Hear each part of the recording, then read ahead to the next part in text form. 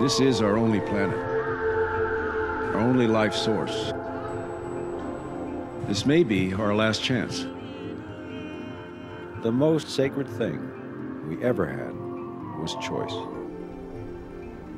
And that's where it all begins. When I was a kid growing up in Los Angeles, there were green spaces in between communities. I had a paper route on a bicycle. I rode around different neighborhoods. I loved it.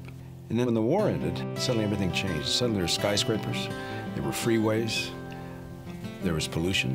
It was like the city that I grew up in that I loved had been taken away. It felt like I'd just kind of lost a home. So I went into the Sierras. I began in search of mountains. So I came to Utah. I said, this is where I want to be. I want to be in and around nature. And I built my own cabin there in 1961. And then what happened was I could see what happened to my hometown was happening all over the West.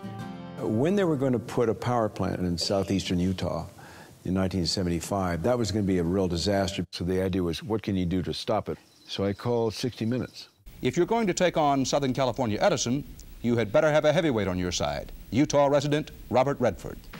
If we remove the air quality surrounding the scenic parks, if we degrade the land with roads and transmission lines, then obviously that space that has scenic value is gone. So the show was very successful because it did expose what was going on. They did kill the plants. They pulled out, and I got blamed. Burned an effigy and threats to my family.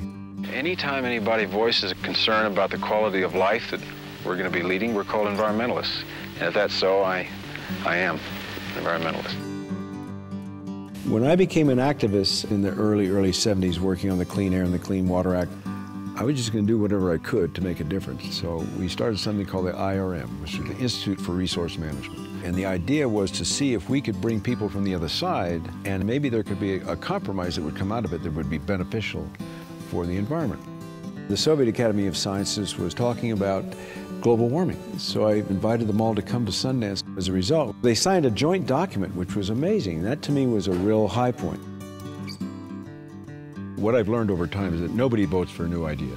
If you have a new idea, you're usually going to have to get out there and push it yourself with whatever you've got. It is a monumental day for Utah.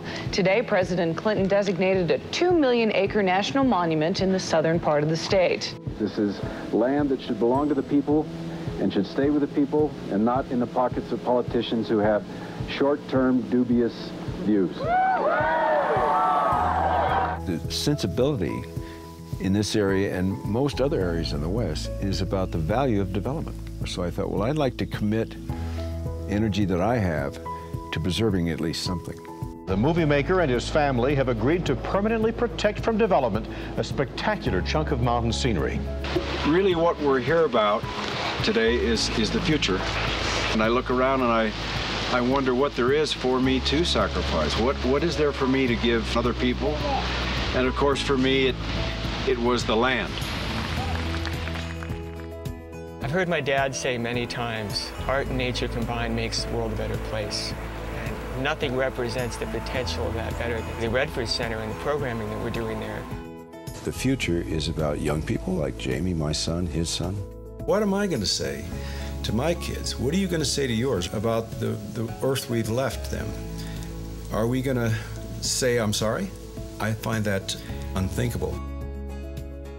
I don't think there's a single person in the country that could speak on environment with the same force that he could.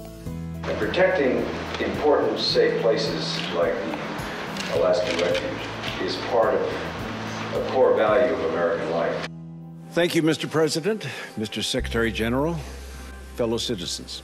I'm here today as an environmental advocate, but also a father, grandfather, and a concerned citizen.